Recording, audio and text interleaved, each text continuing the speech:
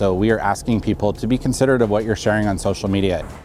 At 6:14 in the morning, Greater Los Angeles woke to a sound it wasn't used to. Chaos breaking through calm. Three masked men armed with compact rifles surrounded a white Bentley in a parking structure near Wilshire Boulevard. Within 20 seconds, they smashed the window, dragged the driver out, and snatched a Richard Mille watch worth nearly $600,000. The moment gunfire echoed, cameras from nearby buildings captured the escape. A white Dodge Charger racing through traffic at over 100 miles an hour. Police sirens chasing in vain. By sunrise, the footage was everywhere. Yet this was only one of several violent robberies recorded that same week. In the span of hours, California's wealthiest blocks had turned into ambush zones. Businessmen, athletes, even off-duty officers became targets in a wave of precision attacks that looked less like street crime and more like coordinated strikes. Helicopters swept above Beverly Hills, drones mapped getaway routes, and armored SWAT convoys rolled into neighborhoods once considered untouchable. The city wasn't under siege from abroad, it was collapsing from within. But who's really commanding this wave? Desperate thieves, or something far more organized? Subscribe to military power, because what happens next will make you question how safe America really is.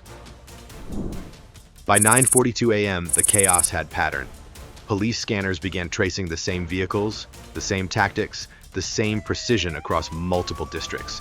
These weren't random assaults, they were operations. Each crew moved like a four-man strike team. One handled entry, one control, one surveillance, one getaway. Their weapons were short-barreled rifles fitted with illegal suppressors. Their coordination rivaled law enforcement itself. In one case, a crew breached a jewelry store in Glendale using an industrial drill and thermal cutter, bypassing alarms in under 90 seconds. Security footage caught them moving in perfect formation, headlamps off, communications silent, every step rehearsed. Detectives started calling it the Looter's Pyramid. At the top were million-dollar heists, smashing boutiques in Beverly Hills. Beneath them came the watch robbers hunting luxury targets at restaurants and gyms. Below that, burglary cells raided homes, stripping safes and designer goods. At the bottom, auto theft crews stole the vehicles that powered the entire machine. Fast, disposable, and untraceable. When one car vanished from a parking lot in Anaheim, its GPS pinged 30 minutes later in East LA. Already fitted with false plates and a relay jammer, it would appear again that night in a robbery near Ventura. By evening, even foreign tourists had joined the network. 4 Colombian nationals were arrested after drilling into a jewelry vault, disabling every camera, and escaping before the police arrived.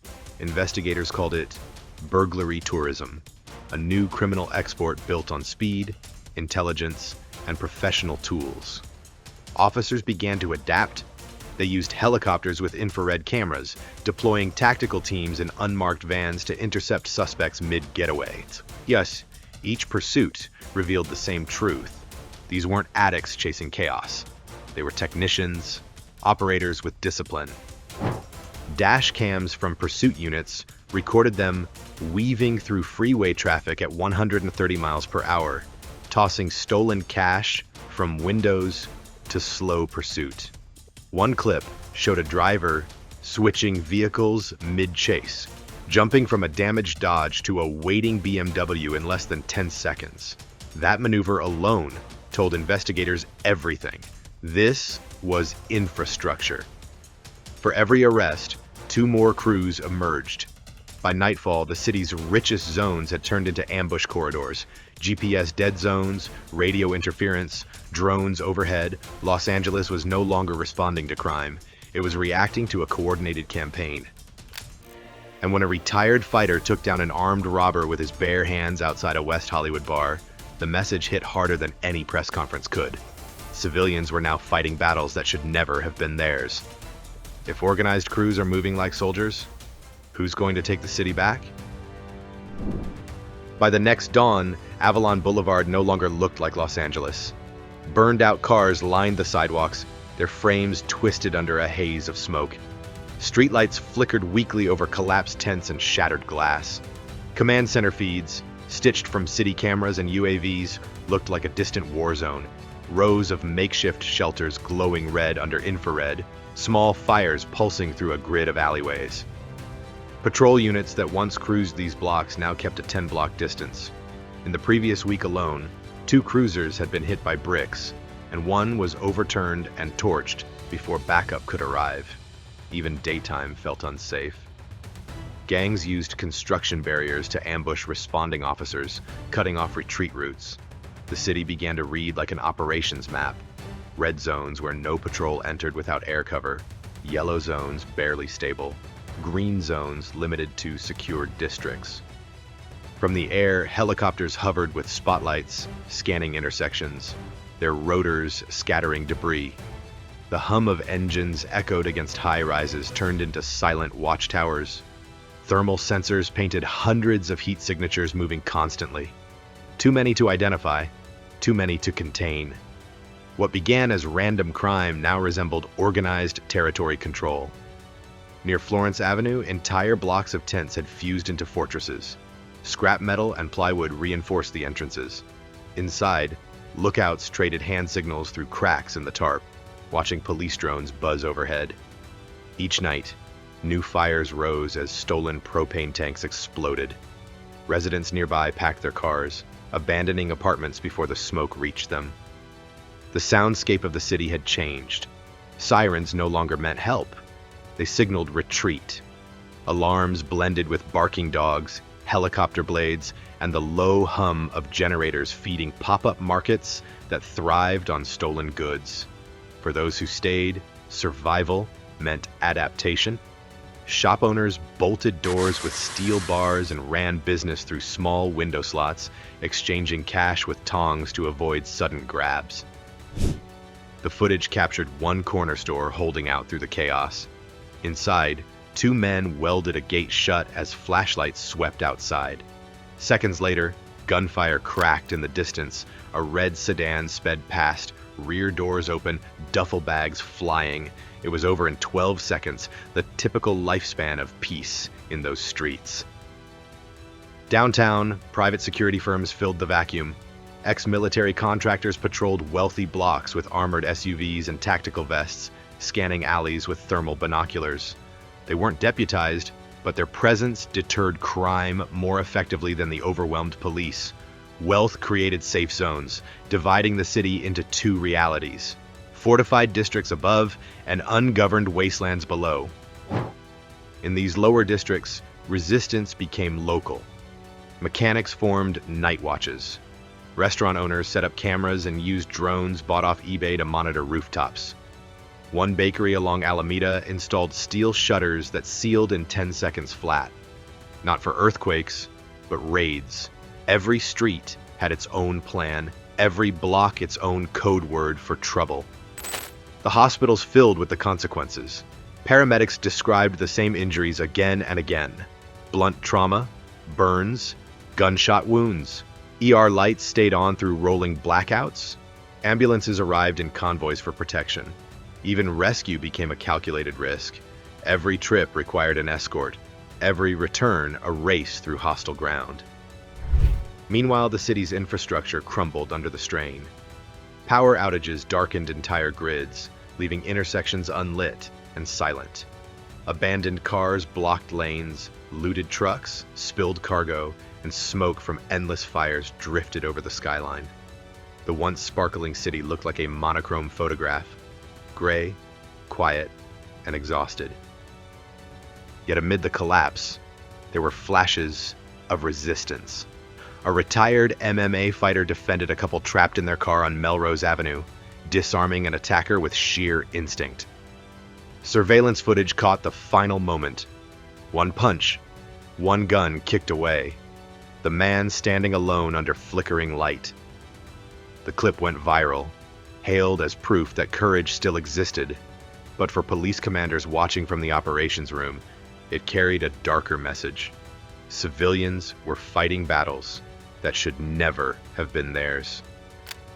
Each neighborhood adapted differently. In South Central, families used car batteries to power improvised sirens that wailed whenever strangers entered. In East Hollywood, churches turned into shelter zones guarded by volunteers.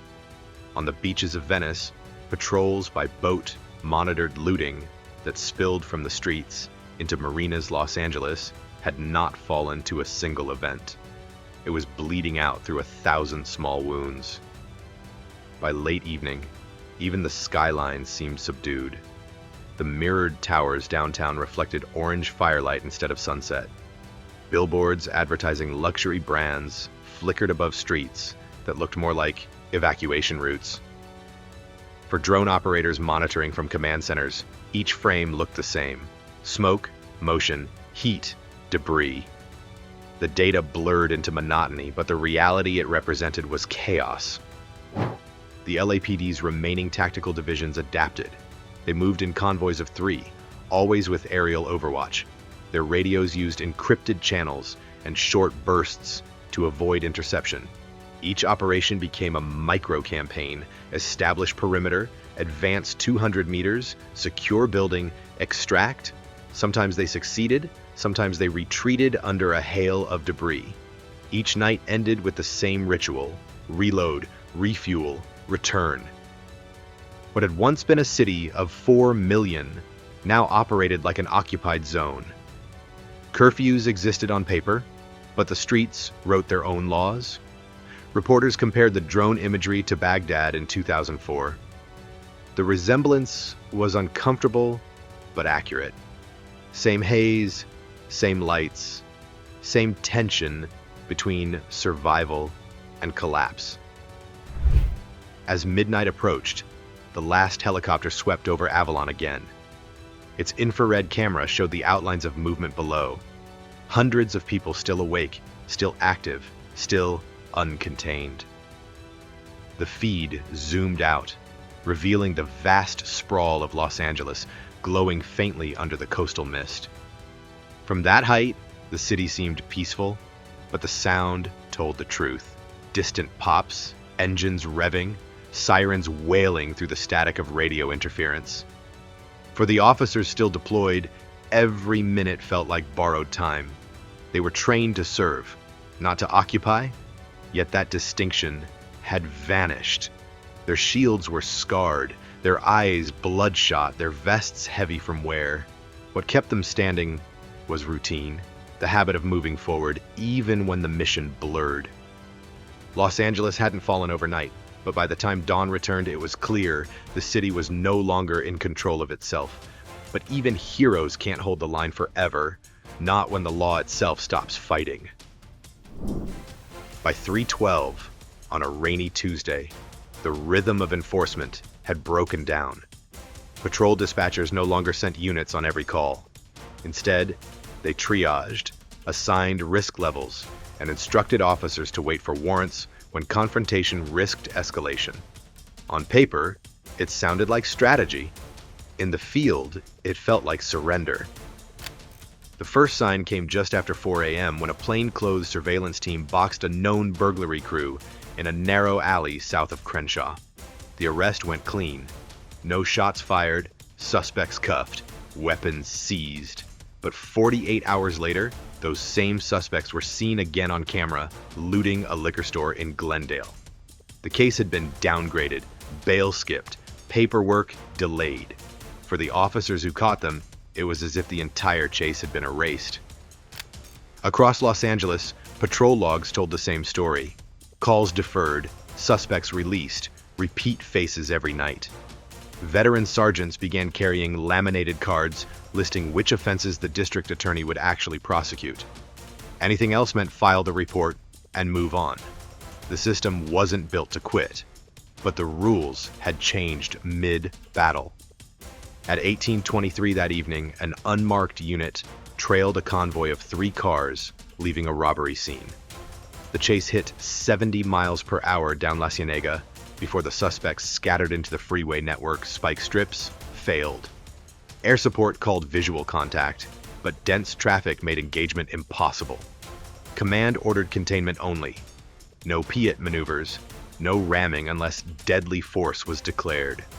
From the radio chatter, you could hear the frustration building. One officer's body cam note captured the mood. The crews were learning the rules faster than agencies could write them. They were right. Within weeks, organized crews had evolved their tactics. They used stolen construction signs to block intersections, motion-sensing radios to detect siren frequencies, and drones to scout police checkpoints. Some installed jammers to scramble GPS trackers. Others deployed smoke grenades from modified sunroofs to blind pursuing units. In one downtown incident, a crew used an electric truck as a battering ram, its silent motor letting it roll undetected until the first impact shattered storefront glass. Tactical teams tried to adapt. The LAPD Metro Division formed rapid response hunter squads equipped with drones, portable radar, and handheld thermal imagers. Their mission: intercept high-value targets before they could vanish into tent zones. Operations ran like military raids: perimeter first, entry second, evidence third. But coordination was fragile. By the time one squad surrounded a suspected chop shop, a lookout had already live-streamed the approach. Within minutes, the crowd arrived. Phones up, shouts rising. Cameras recording command, ordered restraint. The suspects melted into the chaos. Every failed arrest emboldened the streets. Gang lookouts began taunting patrol cars, stepping into intersections to delay response times. Bystanders blocked lanes accidentally, knowing officers couldn't use force without justification. Tactical doctrine shifted again. Deploy only when odds favored survival, not just success. That calculation drained momentum from the front line. At night, the city changed color. Under infrared, the sprawl shimmered with thousands of heat signatures, tents, fires, running figures. Helicopter crews called it the Red Ocean. Surveillance teams marked clusters of movement that correlated with theft spikes. Stolen vehicles funneled towards safe houses disguised as mechanic shops. On one feed, a drone captured thieves stripping a car under a freeway bridge. Headlights turned skyward to blind cameras. When a patrol approached, a decoy car pulled out, forcing pursuit in the wrong direction. It was textbook misdirection. Fast, professional, ruthless. In tactical briefings, analysts compared the city map to a combat grid. Red zones marked areas of high ambush probability, yellow for surveillance exposure, green for rapid insertion routes. Officers moved through them like infantry. Small units, overlapping sectors, body cams rolling. Each mission was logged like a military patrol report. Time of contact, direction of fire, duration of engagement. The language of policing had merged with the vocabulary of war. The tools followed. Departments began field testing microdrones small enough to fly through windows, shotgun-mounted cameras that transmitted live feeds to command, and new ballistic shields rated to stop rifle rounds. Still, each advancement felt reactive. The gangs learned just as quickly. 1 week later, they started using signal decoys that emitted false heat signatures to lure drones away from their real hideouts. There were flashes of heroism amid the grind. During a midnight operation near Echo Park, officers responded to a carjacking in progress. The suspects fled into a maze of tents, dragging a hostage with them. The team split, advancing under handheld spotlights. Shots echoed. One officer pulled the hostage free, while another suppressed return fire with precision bursts from a suppressed MPX bodycam footage shows the final seconds. Smoke, shouting, then silence. The rescue worked, but the victory was hollow. Within days, the same zone returned to chaos. Morale dropped to critical. Veterans spoke of ghost shifts, patrols that responded, filed, and left, knowing outcomes wouldn't stick. Training sessions turned from legal briefings to survival tactics. How to use a cruiser as a barrier, how to recognize ambush setups, how to read crowd mood before it turned hostile.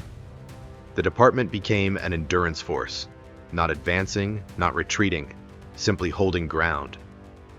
Meanwhile, coordination centers transformed into miniature war rooms, maps updated in real time, pinpoints glowed where incidents overlapped, analysts ran predictive models showing where the next clusters might flare up. But those predictions only reinforced the scale of the problem. More zones turning red, fewer officers available, reinforcements came from surrounding counties, yet even with reinforcements, containment replaced dominance as the operational goal. In East LA, an armored convoy responded to simultaneous alarms, 2 robberies blocks apart. As the first team secured the perimeter, they encountered burning debris across the street. The suspects had pre-lit fires to divide resources. When firefighters arrived, gunmen opened up from behind dumpsters, forcing SWAT to reposition. The skirmish lasted 4 minutes, ending with 2 wounded officers and 5 suspects down. Local residents filmed from rooftops, shouting commentary like spectators at a game. Later, analysts counted over 3,000 livestream viewers. In the age of social media, every firefight became an episode. Every hesitation, a public trial. Commanders knew perception was part of the battlefield. They started attaching GoPro rigs to riot shields, streaming controlled footage to counter misinformation. The idea worked briefly until criminals mirrored the tactic, posting edited clips that painted officers as aggressors. The war for truth joined the war for the streets.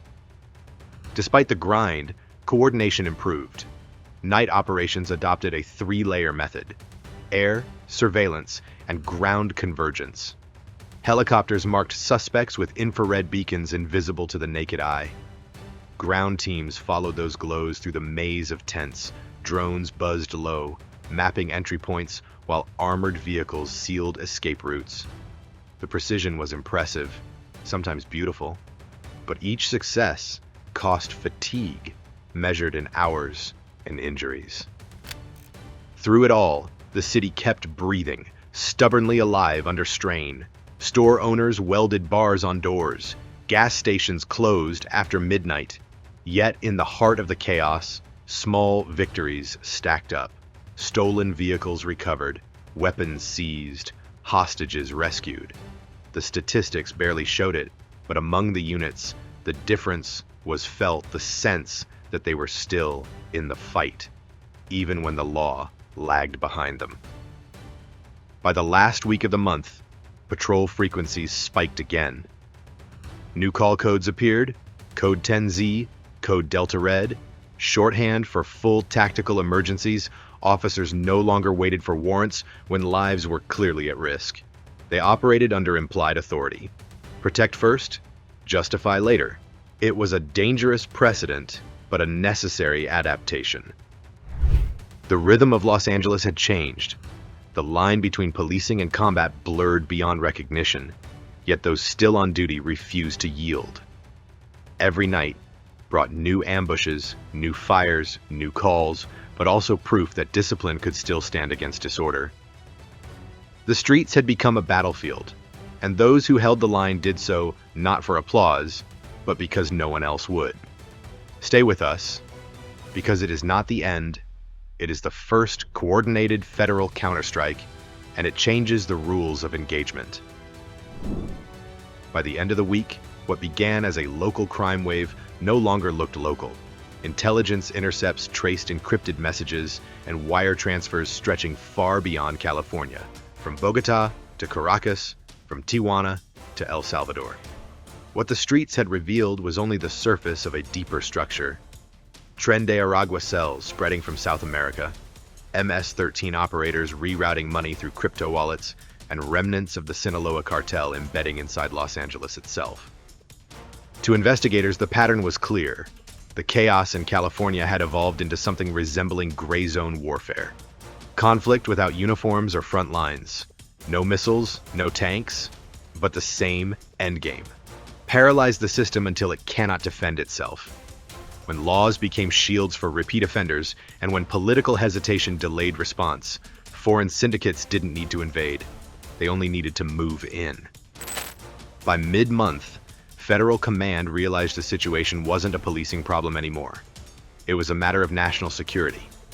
The Department of Justice, DEA, ICE, and FBI began rebuilding their joint operation grid under a new doctrine, quietly labeled domestic counterinsurgency.